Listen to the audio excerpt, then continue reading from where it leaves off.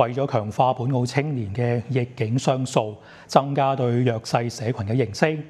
有團體舉辦傷健籃球共融活動，等參加者嘗試了解同學習殘障運動員點樣克服限制，參與體育活動，親身上一課生命教育課。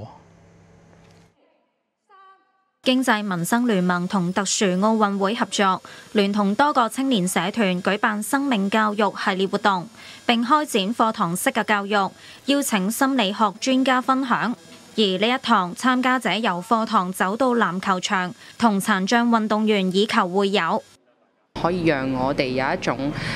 同一啲唔同嘅人士去互動同埋交流，其實去了解到喺呢個社會上面其實有好多唔同種類嘅人啦，點樣可以互相包容嘅同時，亦都互相了解大家嘅生活困難啦，咁讓大家知道其實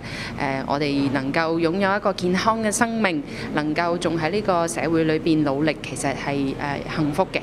大家應該要點樣可以珍惜我哋嘅生命。佢又期望政府未來可以加大心理輔導服務方面嘅支援力度，包括兒童心理、弱勢社群嘅照顧者壓力等，同持續推動社會共融。澳廣視記者高巧燕報導。